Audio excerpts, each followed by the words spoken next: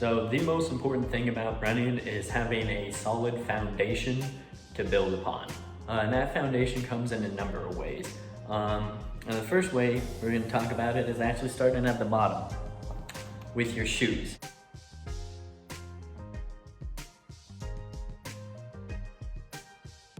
What's up guys, my name's Jake and today I'll be telling you what went into selling shoes at a specialty run store that I worked at for 2 years. The store was called Reno Running Company, and there we specialized in running, trail shoes, and racing track spikes. And what we did, our main thing was a gait analysis. And to start, when you came in, I'd size your feet, kind of talk to you what we're looking to get a shoe for, whether it be trail running, gym, sprinting workouts, all that jazz. And then we'd go over to our treadmills. We had a slow motion camera set up in the back that we could rewind. And I'd film you jogging in a pair of neutral base shoes. Now the neutral base shoes were really classic, not having any support modifiers, any support frames, a really classical design shoe made to give us the most natural look at your gait with the camera. From there, I'd be able to look at things like pronation or supination. I'd go to the front and I'd see if the sizing was good and if the toe box size was good.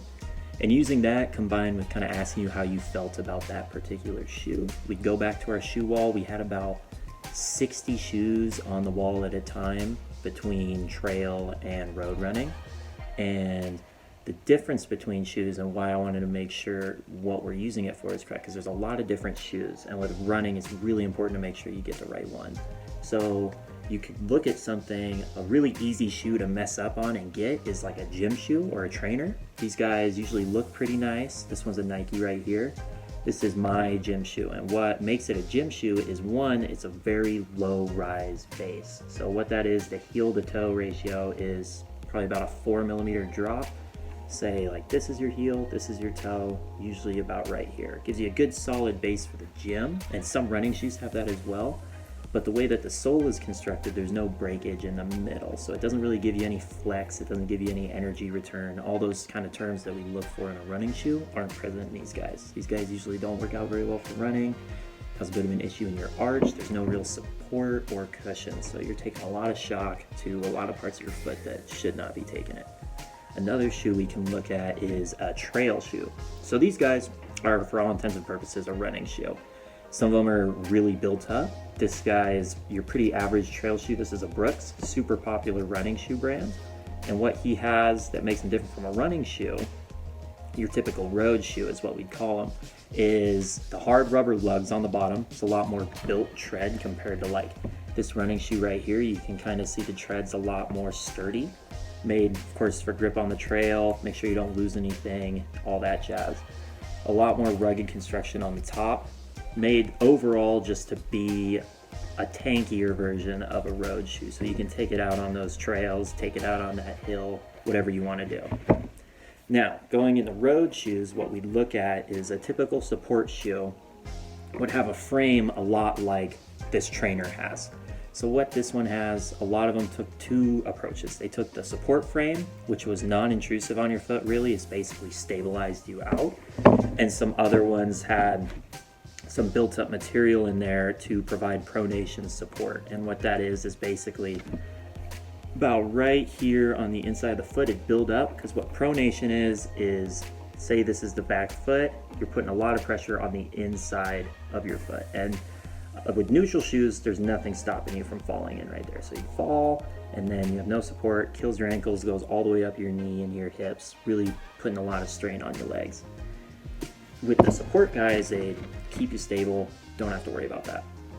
Now, the two neutral shoes I have right here are the Brooks Glycerin and the Saucony Freedom. The Saucony Freedom is the one I use because my personal preference was lightweight, super springy. What this guy has is the Everrun in here. It's a really light foam technology. A thing we learned a lot about was the different technologies in different running shoe brands. It was a big thing going into kind of our personal opinion on how we could help people, as well as finding the best shoe for them in terms of wanting a lot of cushion, wanting a lightweight shoe. I was a big kind of racer sprint guy, so this guy was right up my alley. The Brooks Glycerin was the most popular shoe we had at the time when I worked there, and he is a super cushion, has a gel foam. It's their kind of specialty, Brooks's gel. And with this one guy, neutral, gives you a really good supportive base, even though it's a neutral shoe, so it gives you a lot of cushion, good construction on the sides. The toe box was wide, so if you had some wider toes, sometimes we'd have people come in with bunions, that would also be addressed.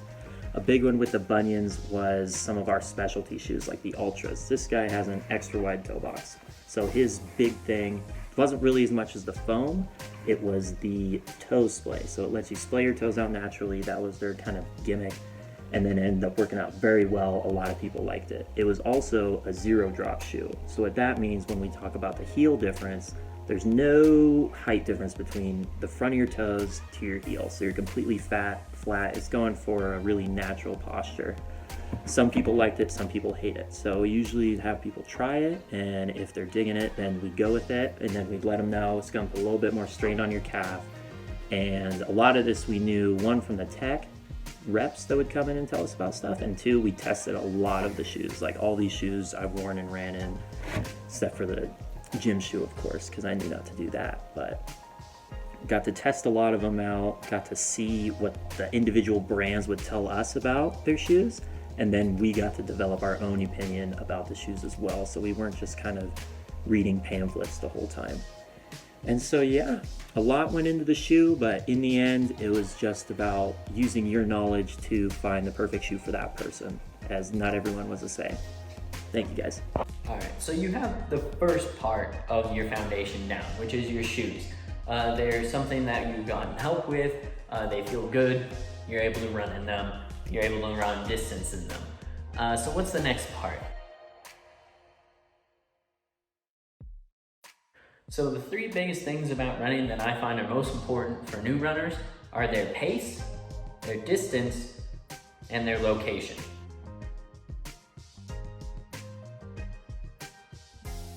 So pace. Why is pace so important? Well, it's probably the number one reason that turns people away from running. First day running, they go out and they run simply just too fast or too hard. It sucks, they hate it, they have no fun, and they don't want to do it again. Running is ruined for them. We want to not only prevent that from happening, but kind of shift people back towards liking running. So what exactly does that look for? Well, we're looking to build a foundation of quality running over quantity running. So quantity and is in pace, the speed that you're running at. Even if you have to walk sometimes during the initial beginnings of your running, that's not a bad thing. Again, we want you to be able to feel comfortable in the movement and in the pace you're running. And if that means you even have to start with walking and work yourself up to be able to jogging and running, that's perfectly fine. Do what makes you comfortable. Again, we want you to push yourself so that you're getting some progress out of it, but we don't want you to exert yourself overly. We don't want you to wake up the next day and feel like you can't run again. It's about being able to build a consistency of running. So what does that look like? That's being able to run every day. You wake up, it's okay to feel sore. You probably will be, especially if you're just starting to run, but being able to, once you start running, working the kinks out, your body opens up again and you're able to complete your run, complete your jog, complete your walk. So I keep throwing pace around. What exactly does that mean? How do I establish my pace then to make sure that I'm running at something that's comfortable for me? Well, it may be a bit of a trial and error thing for you. Maybe the first day you do start to go out a little bit too hard and you have to end up walking. And that's completely fine. You walk for a little bit, okay, maybe you then feel okay, you start to jog again, and kind of working yourself back, bringing back the pace the next day. The one thing to keep in mind with your pace, especially if you're a beginning runner, it is that is most likely always slower than you think it will be and that you want it to be. So, okay, I think my pace is this. I'm going to run this hard. And whether that's a feeling thing for you at the beginning or whether, it's a more quantifiable thing like your minute, how fast you're running a mile in minute terms, so like a 10-minute mile. Depending on whatever that is, either one, it's probably slower than that. And even if that means that the day was a little bit easy for you, it's better that you're able to run the next day than if you overworked today and you're not able to run. So we've handled the pace of running, and now we're talking about distance. distance is a little bit funny when it comes to running because the first thing that comes to your mind may be miles. Thing about miles, especially when you're starting off running, is that you set yourself with an unknown time limit. I'm going to run 3 miles today. I have no idea how long that's going to take me though. That could take me 30 minutes. That could take me an hour. I'm not really sure. So, what happens? Well, maybe you go out and you make it 1.5 miles out. Okay, I'm really tired now though, and I still have 1.5 miles back to get to my 3-mile mark that I set for myself. Today sucked. I hate running. So, what's a different way to measure it then? I like starting with minutes instead. I'm going for a 10-minute run. Why is that? It helps shift that mindset towards more quality running. Okay, 10 minutes. It's easier for people to quantify 10 minutes when they first start running than it is for someone to quantify 3 miles when they first start running. They don't have that same kind of experience of running. Elite runners know exactly what 3 miles looks like to them. Beginning runners may not. So this minute concept, 10 minutes, okay, gotcha. How long can I keep this pace for 10 minutes? No, probably not. Time to slow down, right? The minutes helps people visualize their running pace a little bit better, which is why I think it's such a great way to start. We've covered probably the 2 major topics for new runners, and that is controlling their pace and controlling the distance that they're running. Those 2 concepts together will help you kind of control your running, make running more enjoyable, make sure you're getting the most out of running. The third, I think, really helps add to the enjoyment, and that's the location of your running. Maybe you're restricted because of work, school, whatever, and it's just easier to get your run in your neighborhood. That's fine, but one of the best things about running is that it can kind of take you anywhere. And there's a whole lot of really cool trails and running places that you can do all around your local city that you may not have even known about. And it kind of, running gives you that opportunity to explore these things, kind of see some new things, see some really cool nature, things like that. It also helps health-wise, the surface that you're running on, a bit of more of an advanced concepts that elite runners may think of the running surface, how wear and tear it is on their body, concrete, asphalt, dirt, that kind of concept. Not hugely important to new runners, but something to keep in mind too. Maybe you can make it a bit more of a game. You know, I've been running on a lot of flat concrete. Now I'm gonna challenge myself. I'm gonna run up a rocky hill. Oh, how does that change my form? How does that change my pace? How do I have to adjust myself to conquer this new challenge, right? Can add a little bit of fun, a little bit of, you know, something you didn't expect into your running. Kind of keep things new and fresh for you, especially if you find yourself getting into that routine and running is starting to feel more like something you have to do rather than something you're excited to do. Tying those 3 concepts into one. You're going to distance that you can run at a solid pace in a location that all makes you feel like you're comfortable, that you will be able to repeat this process again and again and again until you're able to build on this and complete your foundation of running. So let's say you've been running for a little bit now. You feel like you have a pretty solid foundation, you know, these runs are getting pretty easy for you even if you start increasing the pace and the time that you're running. Everything is kind of, you know, working for you. And you almost feel like you're plateauing now a little bit. Well, how exactly do you now take that to the next level?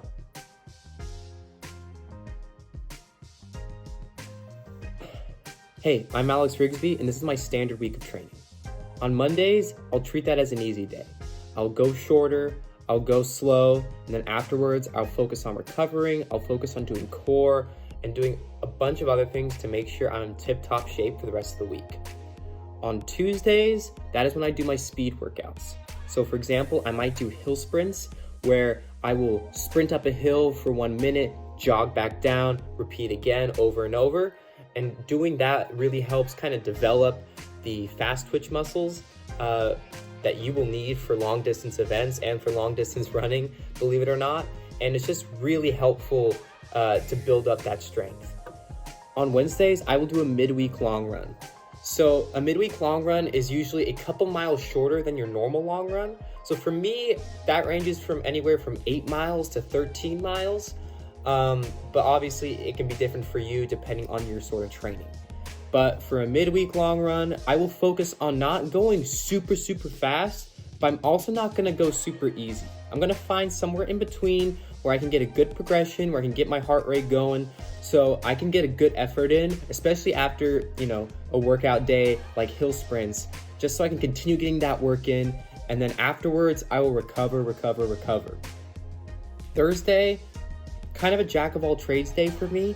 Usually Thursdays are an easy day, but if I'm a little gypped for mileage, I might treat that as a double. So in the morning, I will get a bulk of my mileage done. And then once I'm done with my day, in the evening, I'll do like a 30-minute shakeout just to kind of get my legs all loosened up for the next day. And I also get free mileage out of that, so it's not that bad. Friday, I focus on long distance workouts, so tempos, for example. So for me, a tempo, I can range them from 4 miles all the way to 10 or above. Usually when I start training, I will do a 4-mile tempo, and then every week I'll add a mile to that tempo until eventually I'm in super good shape. For tempo pace, really you just gotta kind of find like that perfect pace for you. For me, I usually base tempos a lot off of feel, especially if you're not feeling good that week, if you're a little under the weather, or your legs are super sore. If you just maintain the same effort throughout those miles, and that effort gets your heart rate going, feels a little difficult, but not extremely difficult, then that's a tempo for you. Saturdays are very similar to Thursdays. I can treat that as an easy day. I can do a double on that day, or if I really need one, I can treat it as a rest day. So I won't run, but I will still recover. And if I want to, I can do some cross training, hit the bike, go swimming, just do stuff to get my heart rate going, but I don't put any strain on my legs. And then the last day is Sunday, and that's the day of the long run. So long runs for me range from anywhere from 10 miles all the way to like 18 miles. Now, by the end of the week, you should know like where your mileage is. So you determine how much you have to run on your long run, depending on how many miles you have left. And even if you have like 1 or 2 miles left to do for the week, you should definitely still focus on making sure your long run is a long run, because it's a very important part of the week. I highly recommend getting a group to run these Sunday long runs with you, because they can be really boring if you go by yourself. And on these long runs, you can just kind of do whatever you want with them. So usually if it's the day after a race, or I've had a super hard week, I can treat a long run as an easy day for me. So that means I'll just have an easy like 10, 12 miles where I go an easy pace, I'm chatting with my running buddies, and just kind of like recover and reset my legs. If I don't have a race that week and I kind of want to get more effort in, I can just do a normal long run, and then for the last 3 miles, I can decide I can tempo those and progress to a tempo. And that is just really helpful because it kind of simulates the end of a race, especially if you're running a marathon or half marathon. You have 3 or 5 miles left and you don't have any energy, but you have to somewhat muster in something. That's the perfect training for those moments. And honestly, it feels really good once you're done. And with that concludes part 1 of my long distance running video. Hopefully this video gives you a good idea, a very basic idea of what running can look like, and how you can start running safely, and how to enjoy running a little bit too. You can tune in for part 2, which is an interview with my former running coaches, 2 amazing coaches who got me into running and have made me a lifelong runner. And I asked them a lot of questions that I think may be important to new runners, and give you guys a bit more information.